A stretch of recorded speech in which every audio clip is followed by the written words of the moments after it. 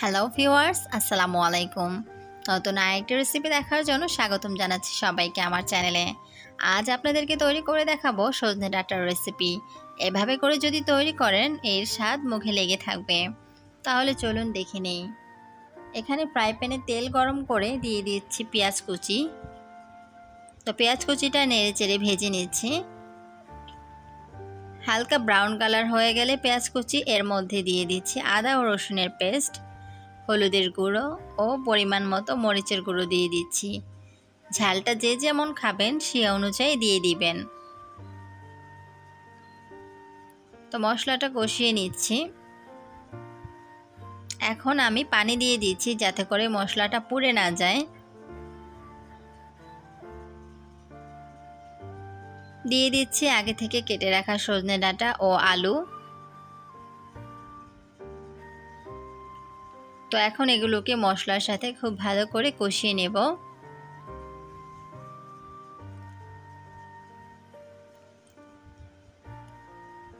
দিয়ে দিচ্ছি এর মধ্যে পরিমাণ মতো লবণ। লবণটা দিয়ে আবারও আমি নেড়ে চেড়ে দিচ্ছি। এভাবে করে ৬-৭ মিনিট আমি নেড়ে চেড়ে এটাকে কষিয়ে নেব। ঢাকনা দিয়ে দিচ্ছি। তো কিছুক্ষণ পর ঢাকনাটা আমি তুলে নিয়েছি, আবারও এগুলোকে নেড়ে দিচ্ছি। আপনারা অবশ্যই বাসায় এভাবে করে সজনে ডাঁটা রান্না করে দেখবেন, খেতে কিন্তু দারুণ হয়। এ পর্যায়ে আমি দিয়ে দিচ্ছি একটা বেগুন আমি কেটে টুকরো করে এর মধ্যে দিয়ে দিচ্ছি। বেগুনটাকেও খুব ভালো করে কষিয়ে নিতে হবে।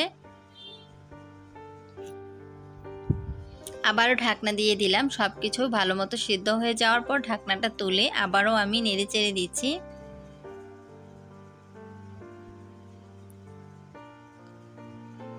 ঝোলের জন্য পানি দিয়ে দিচ্ছি।